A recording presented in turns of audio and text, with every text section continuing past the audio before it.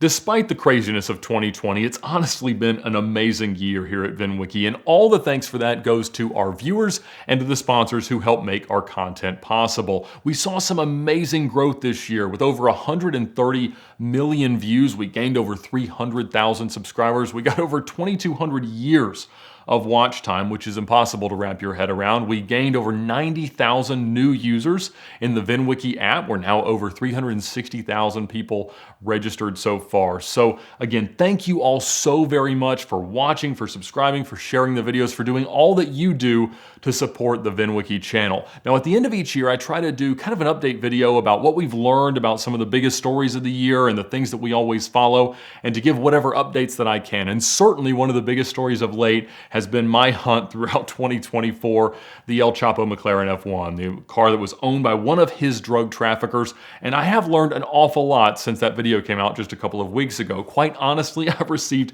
thousands and thousands of messages with clues and ideas about where the car is, what the car is, and what I might be able to learn and how I might be able to buy it. And I'm unfortunately not a whole lot closer to being able to buy it, but I have learned an awful lot, and I want to run through that now. Now, everything that I've seen indicates that the car is still in Mexico, that it hasn't made its way back to the UK or hidden anywhere else.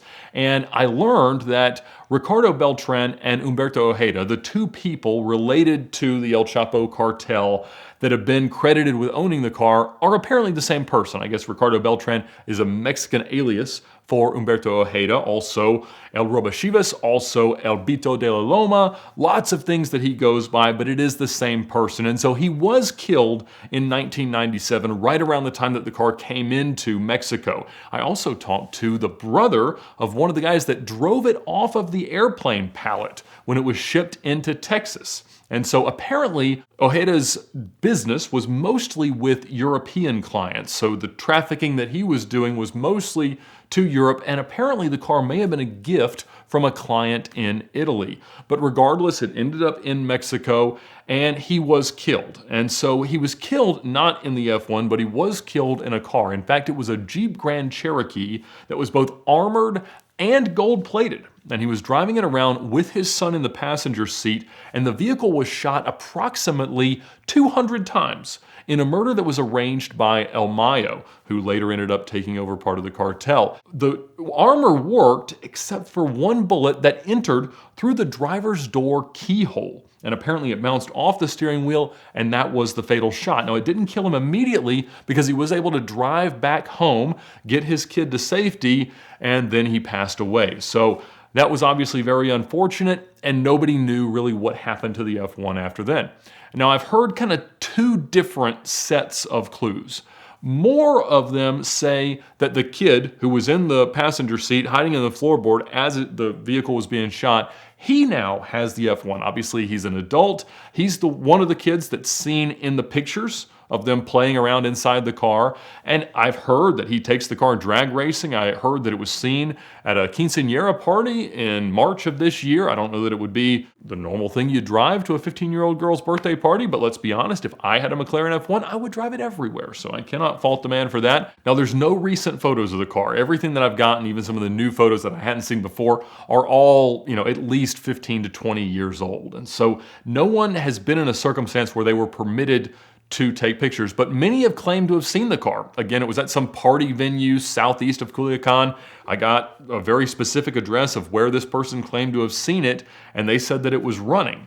Now, again, I don't know, but a lot of people say that the kid, grown up now, has it and that he does drive it occasionally. Nobody says that anybody paid $200,000 or whatever the factory wanted for another key. So if that were to happen, it'd be hot-wired or something like that, or rekeyed. I mean, there's a lot of things that you probably could do. I've thought about what I would do in the same circumstance. Now, the other group of comments have said that the car is now being held by Humberto Ojeda's father, and that generally it's stored in a barn under multiple tarps. One guy said he saw it in October on jack stands, the gold wheels removed, that it was in pretty good shape, a lot of plastic on the seats and stuff like that, but that it definitely was not running or being driven regularly. So I don't know which of those it is. Certainly many people told me that they believed each of those things were true. I don't really know. Now, I also learned a lot about the registration plate, P440CPJ, which, as we've talked about, has been seen for well over a decade on the Harrods McLaren F1 GTR. So it was originally tied to chassis 39, the brown over red with gold wheel car that was in Mexico, but sometime in the mid-2000s, the plate shows up on this other car. Now, many of the commenters and people said, well, maybe they're the same car and the brown car went to Europe, got repainted yellow, done up as a race car, even became a race car. And unfortunately, that just doesn't make any sense. It does have a different VIN. We know what that VIN is. It's usually just called 06R because the VINs are not visible on GTRs. But regardless, they're two different cars. At the time that this car was certainly photographed in Mexico in '97, the race car was still out winning. And so that's not what happened.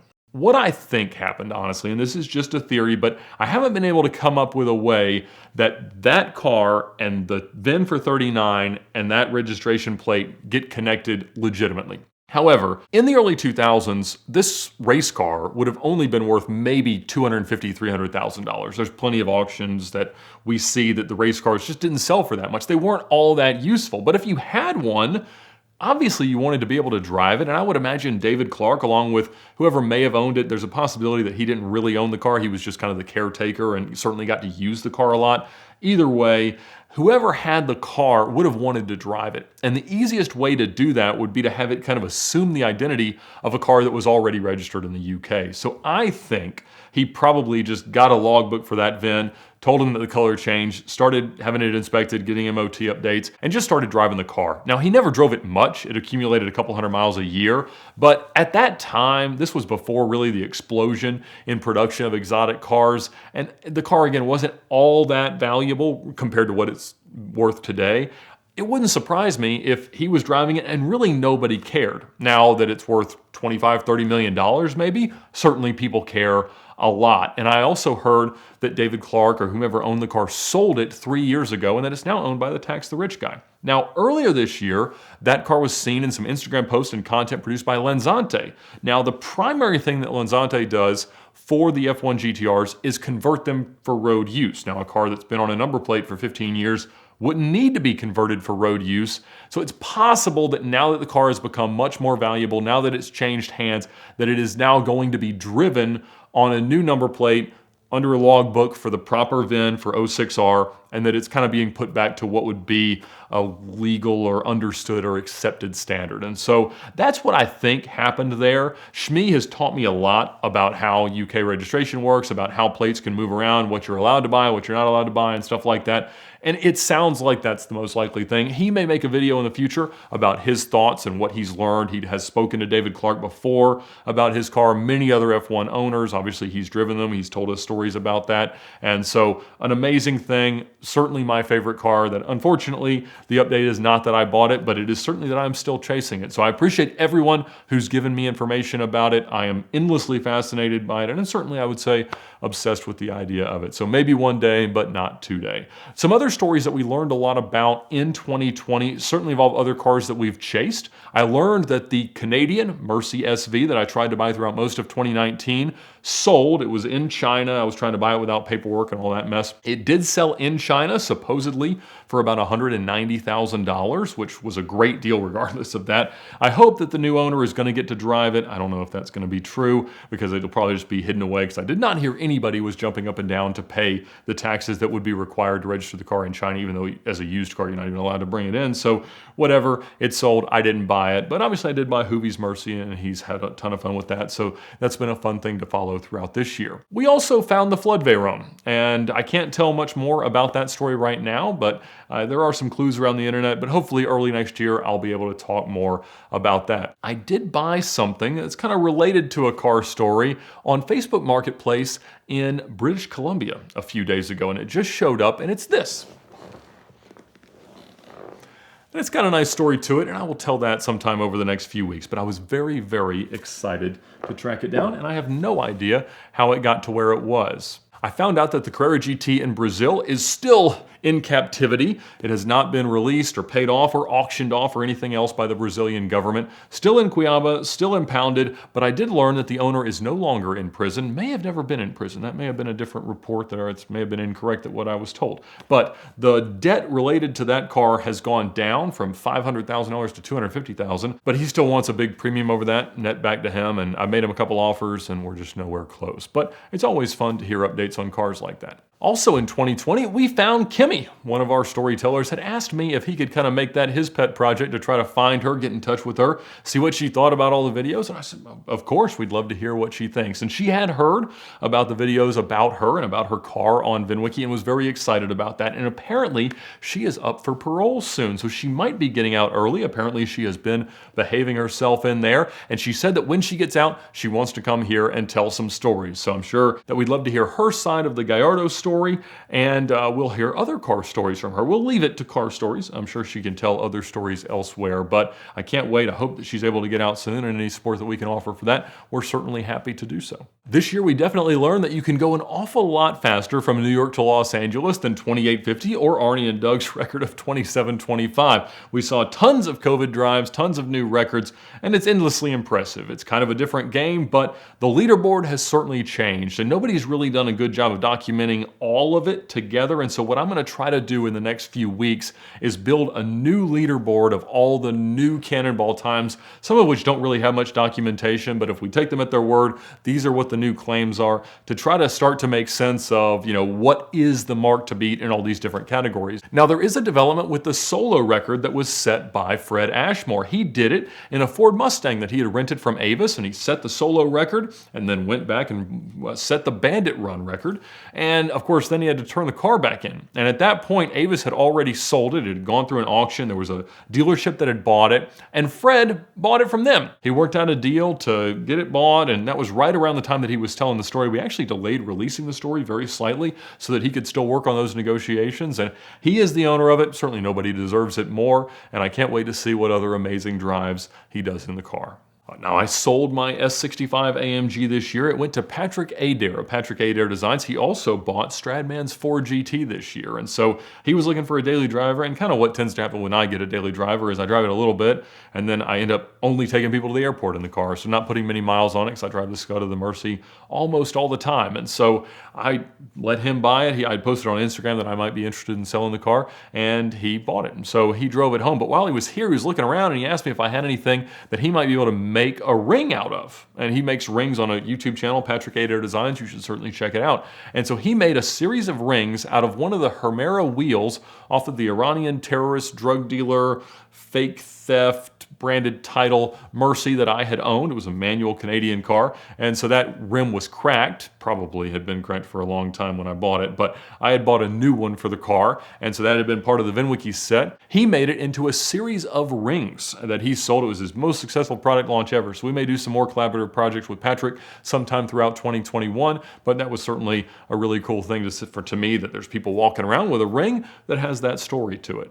This year, thanks to AutoTempest, we got to experiment and play Top Gear. Me, Freddie, and Tyler got to have a ton of fun making 3 series of Car Trek. Right now, we're brainstorming ideas for future ones, trying to figure out what'll be best. If you've got ideas for Car Trek premises, we'd love to hear about them, but we'll probably try to do another one, the first one of 2020, leading up to the Amelia Island Concours. Again, the same way we did for Car Trek 1. So stay tuned for that, and if you haven't seen the Car Trek Christmas special, please check it out. We had a lot of new storytellers this year, but we had 2 that certainly found their ways into our hearts. Travis Bell and Christopher Michaels both shared dozens of stories this year, and I love them all. I love all of our car stories, but these 2 have certainly added a lot to sort of the canon, the best stories of VINwiki, many million view videos between them, and so that is awesome. We've had a lot of our storytellers grow their own channels pretty substantially this year, and I wanted to give each of them a little bit of a chance to say what 2020 has been like for them.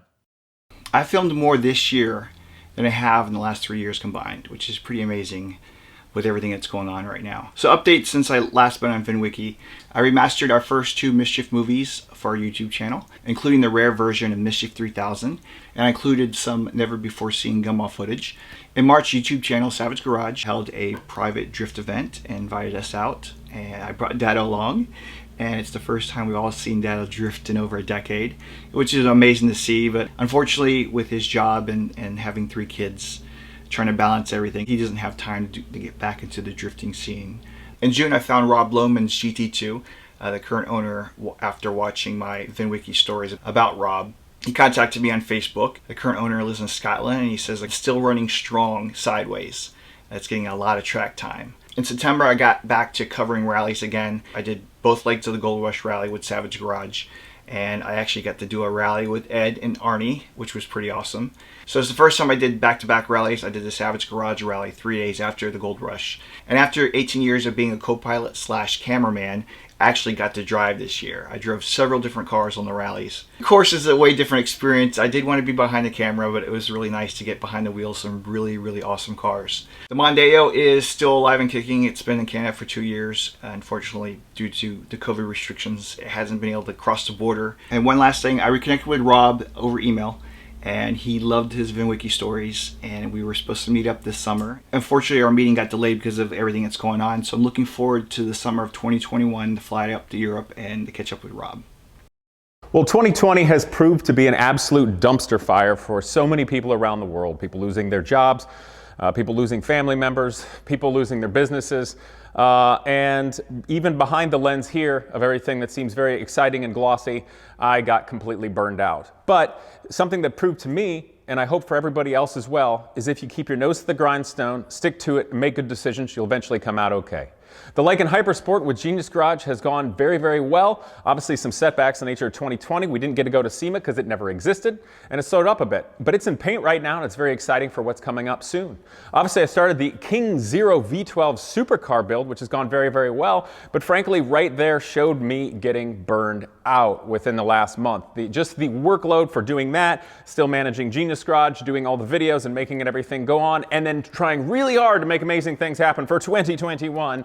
Got the better of me. But I'm looking very forward for everything continuing to go and grow. On that note, my own channel, I'm blown away. It quickly surpassed 100,000 subscribers. I think it's somewhere like 140,000 subscribers now. And it's just so exciting to connect to the automotive world and community. The Omega car over there did really well, proved to be a fast and tremendous car. And I'm just so excited for more of the future with VINwiki, with all the other VINwiki family to see what they have going on. More builds to come on this channel, my own, but also I got to do my first big deal race car test, because would you believe there are people that think I should drive in the Indy 500 one day? And would you believe that when I drove a Silver Crown Sprint car, put it within 0.3 of a second of the normal driver on the first go around? I think 2021 is going to be a lot better for everybody.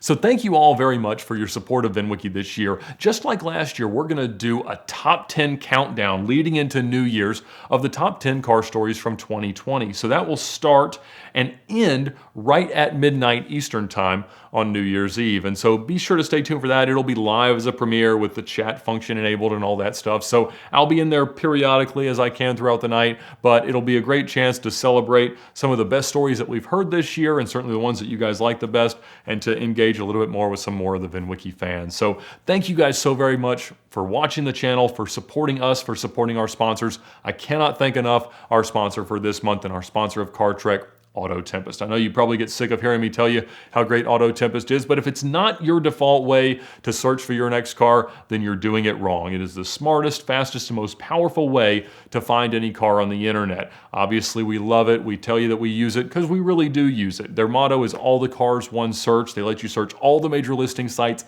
at the same time. So be sure to check them out at the link in the description below and thank them for their continued support of VINwiki and Car Trek. Happy New Year.